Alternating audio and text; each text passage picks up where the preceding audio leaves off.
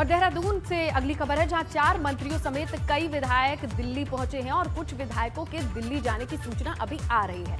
उत्तराखंड को लेकर शीर्ष नेतृत्व की बैठक की संभावना बताई जा रही है। पर्यटन मंत्री सतपाल महाराज भी दिल्ली पहुंचे हैं।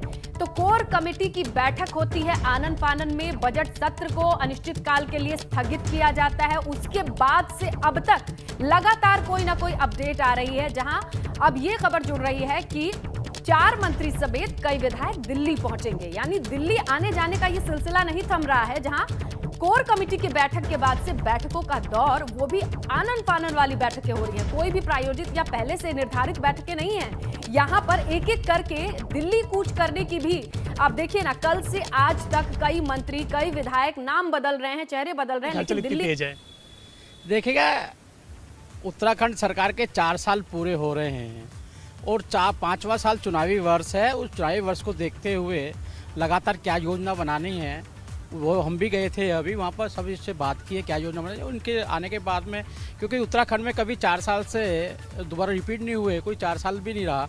हमारा मकसद है कि अगली बार भी हम आए, उसकी पूरी तैयारी चल रही है। तो यही मुख्यमंत्री 5 साल रहेंगे? हाँ, क्यों नहीं रहेंगे। मुख्यमंत्री तो 5 साल के लिए ही चुना जाता है। जिस तरीके से तमाम विधायक दिल्ली आ रहे हैं, मंत्री भी पहुंच रहे हैं, ऐसे में उम्मीद जताई जा रही है कि कुछ बड़ा होने वाला है। उत्तराखंड की जनता भी इस बात के इंतजार कर रही है और आप प्रभारी हैं। क्या संदेश है जनता के लिए, क्या संदेश है मंत्रियों के लिए, विधायकों के लिए? जनता को और सुख सुविधा मिले, उनका जीवन स्तर बढ़े, इसके लिए हम संघर्ष कर रहे हैं। सर, उत्तराखंड के कई सारे विधायक भी दिल्ली पहुंच रहे हैं, आपसे भी मुलाकात कर रहे हैं, कई लोग और भी इधर उधर जा रहे हैं। तो क्या माना जाए, कैबिनेट विस्तार, मुख्यमंत्री परिवर्तन, क्या आखिर है क्या? ये मीडिया ने करा है सारा कुछ। मीडिया जिस प्रकार चला रहा है तो सबको लगता है कि कहीं अनभिज्ञता सी लग रही है, इस कारण से लोग आ रहे हैं, वैसा कुछ भी नहीं है। कयासों पे आप विराम लगा दीजिए, कह दीजिए मुख्यमंत्री नहीं परिवर्तन होंगे या मंत्रिमंडल विस्तार होगा, क्या होगा आखिर? ये देखिए कि केंद्रीय नेतृत्व ने बुलाया है, वो डिक्लेयर करेंगे क्या करना है करना, हमारा काम नहीं है, वो केंद्रीय नेतृत्व का काम है। अगर उन्होंने बुलाया, मुझे जानकारी में नहीं है, बुलाया है तो कोई ना कोई आगे की नई योजना होगी।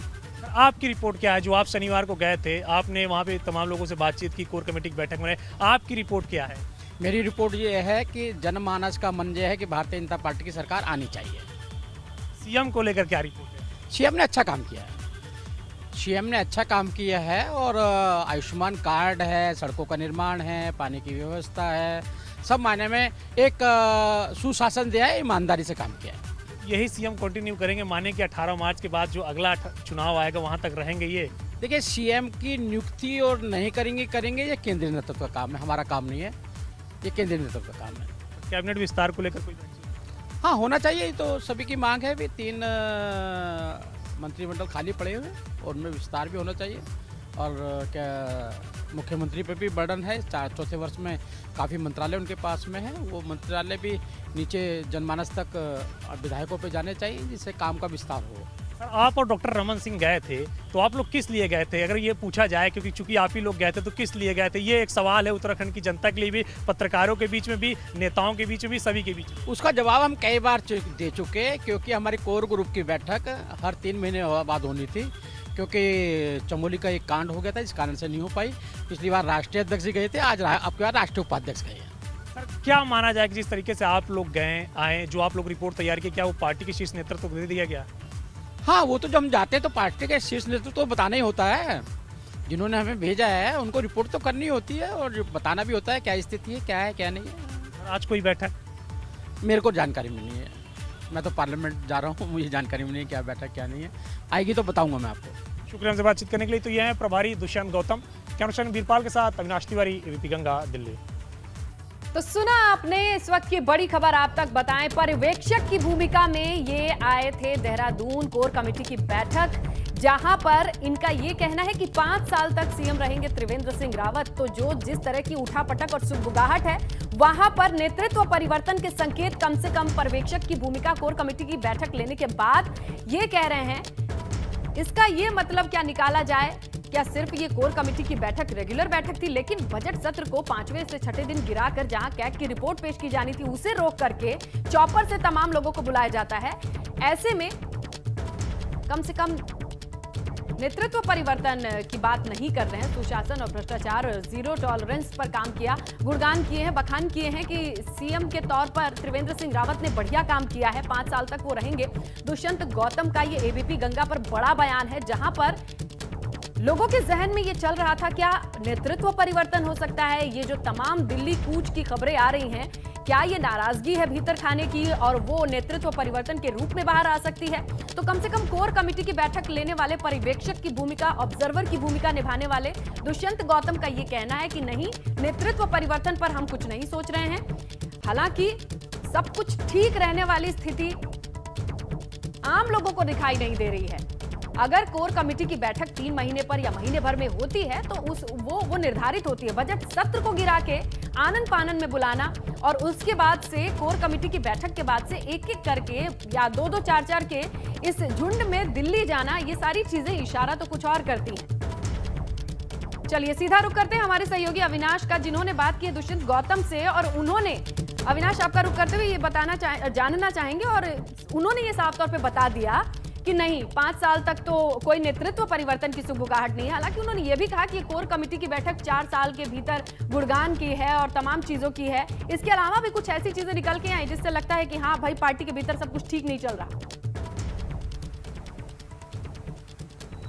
देखिए स्नेहलता, अगर आप बात करें तो जिस तरीके से दुष्यंत गौतम से जब अभी बातचीत करे तो उन्होंने साफ तौर पे कहा कि जो नेतृत्व परिवर्तन का है उसका फैसला शीर्ष नेतृत्व करेगा और शीर्ष नेतृत्व ने मुख्यमंत्री त्रिवेंद्र सिंह रावत को दिल्ली बुलाया है। तो जाहिर तौर से बात है कि कुछ तो गड़बड़ है, तभी शीर्ष नेतृत्व ने उनको दिल्ली बुलाया है। और जिस तरीके से प्रभारी दुष्यंत गौतम ने अपनी रिपोर्ट सौंपी है, उसके बाद पार्टी के राष्ट्रीय अध्यक्ष जेपी नड्डा आज प्रधानमंत्री नरेंद्र मोदी और इसके साथ साथ गृह मंत्री अमित शाह के साथ मंत्रणा करेंगे। उसके बाद प्रधानमंत्री और गृह मंत्री का क्या डिसीजन रहता है वो पार्टी अध्यक्ष फिर आगे ब्रीफ करेंगे, फिर आगे उसी हिसाब से निर्णय होगा। फिलहाल सबको इंतजार है कि गृह मंत्री, पार्टी अध्यक्ष और प्रधानमंत्री नरेंद्र मोदी के बीच में क्या डिस्कशन होता है और क्या निर्णय लिया जाता है। लेकिन बहरहाल इतना तो तय है कि उत्तराखंड की राजनीति में कुछ बड़ा होने वाला है। बड़ा ये भी हो सकता है कि कैबिनेट में काफी ज्यादा फेरबदल हो, 8 मंत्री हो, उनमें से ज्यादातर मंत्री या तो बदले जाएं या तो फिर सीएम का भी नेतृत्व परिवर्तन हो सकता है, क्योंकि प्रभारी ने स्पष्ट तौर पर कह दिया कि ये निर्णय लेना केंद्रीय आला कमान के हाथ में है। यानी कि जब प्रभारी इस तरीके की बातें कहते हैं तो जाहिर तौर से बात है कि फिर केंद्रीय आला कमान सीएम से नाराज रहते, तभी इस तरीके से अमूमन प्रभारी बात कहते हैं कि आला कमान ने बुलाया है, आला कमान उनसे बातचीत करेंगे। जो गेम है वो आला कमान के पाले में डाल दी जाती है। जब स्पष्ट उत्तर नहीं देना होता है तो अमूमन ये देखा जाता है। लेकिन ये बताइए कि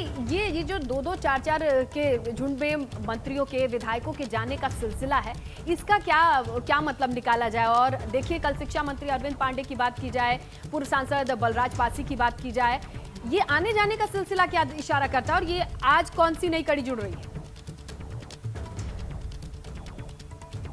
जी देखिए, अगर बात करें स्नेहलता तो अब सारी की नजरें जो प्रधानमंत्री नरेंद्र मोदी और गृह मंत्री अमित शाह और पार्टी अध्यक्ष जेपी नड्डा की मीटिंग पे टिक गई है कि इनकी मीटिंग के बाद क्या होगा, क्या इनकी मीटिंग के बाद नेतृत्व परिवर्तन होगा या कैबिनेट विस्तार होगा या कैबिनेट फेरबदल होगा। इसी की मद्देनजर अगर बात करें तो 3-4 जो बड़े धड़े हैं उत्तराखंड के नेताओं के, उनके यहाँ जो है विधायकों को जुटना शुरू हो गया है। विजय बगुड़ा के घर में जुटान शुरू हो गया है, केंद्रीय शिक्षा मंत्री रमेश पोखरियाल निशंक के यहाँ जुटान शुरू हो गया है। इसके अलावा अगर बात करें तो राज्यसभा सांसद अनिल बरूनी के यहाँ भी कुछ लोग पहुंच रहे हैं और कुछ लोग उत्तराखंड सदन भी बैठे हुए हैं जो कि इंतजार कर रहे हैं कि किसी से मिलने का वक्त मिले तो उनके पास जाकर वो मुलाकात करे। तो इस तरीके के अब घटनाक्रम बढ़ गए हैं, क्योंकि जिस तरीके से अमूमन सबको ये अंदेशा है कि शायद नेतृत्व परिवर्तन हो जाए, शायद जो है कैबिनेट में फेरबदल हो जाए, तो सब लोग इसी अनुमान में आ रहे हैं कि अगर कैबिनेट फेरबदल होता है तो फिर हमारे मंत्री पद बनने के जो है चांसेस बढ़ जाए। इसको लेकर लोग लॉबिंग कर रहे हैं। लोगों को लग रहा है कि अगर सीएम परिवर्तन होता है तो फिर इसको लेकर जो बड़े नेता हैं वो भी लॉबिंग कर रहे हैं कि उनका भी नाम सीएम पद के लिए आए। तो इस तरीके से यहाँ पे काफी ज्यादा हलचल बढ़ गई है